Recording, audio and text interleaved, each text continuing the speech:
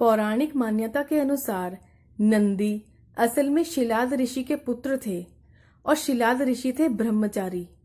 दरअसल हुआ यूं कि ब्रह्मचारी व्रत का पालन करते करते शिलाद ऋषि के मन में एक भय बैठ गया था। वह था कि बिना संतान उनके मृत्यु के बाद उनके वंश समाप्त हो जाएगा। इसलिए उन्होंने अपने वंश को आगे बढ़ाने के लिए एक बच्चे को गोद लेने का मन बनाया। मन तो ऋषि शिलाद ने बना लिया, लेकिन दुविधा यह थी कि ऋषि ऐसे बालक को गोद लेना चाहते थे जिस पर भगवान शिव की असीम कृपा हो। अब ऐसा बालक ढूंढने से भी मिलना मुश्किल था, तो ऋषि भगवान की घोर तपस्या में लीन हो गए। लंबे समय तक तप करने के बाद भी उन्हें इसका कोई फल प्राप्त नहीं हुआ। ऐसे में ऋषि शिलाद ने अपनी तपस्या को और कठोर कर दिया। काफी समय कठोर तपस्या के बाद आखिर भगवान शिव प्रसन्न हुए और उन्होंने ऋषि शिलाद को दर्शन दिए। भगवान शिव ने शिलाद ऋषि से कहा, मांगो, क्या वर मांगना चाहते हो। ऋषि ने अपनी मनोकामना भगवान शिव से जाहिर की। भगवान शिव ने शिलाद को पुत्र का आशीर्वाद दिया और वहां से चले गए। अगले ही दिन ऋषि शिलाद पास के खेतों से गुजर रहे थे। उन्हें वहां एक नवजात बच्चा मिला। बच्चे का मुंह बेहद ही मनमोहक और लुभावना था।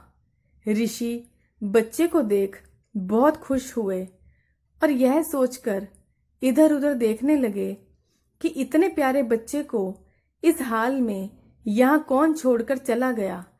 तभी भगवान शिव की आवाज आई और उन्होंने कहा, शिलाद, यही है तुम्हारा पुत्र। अब तो ऋषि की प्रसन्नता का कोई ठिकाना ही नहीं था। वह उसे अपने साथ अपने घर ले आए और उसका लालन पालन करने लगे। देखते देखते नंदी बड़ा हो गया। एक दिन ऋषि शिलाद के घर 2 सन्यासी आए।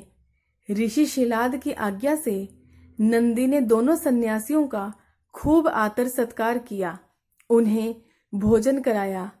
ऋषि शिलाद के घर मिले इस सेवा भाव से दोनों सन्यासी अत्यधिक प्रसन्न हुए।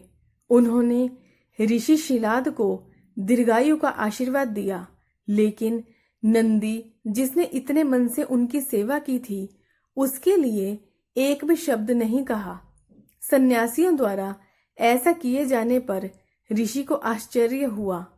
अपनी जिज्ञासा को शांत करने के लिए शिलाद ने सन्यासियों से ऐसा करने की वजह पूछी।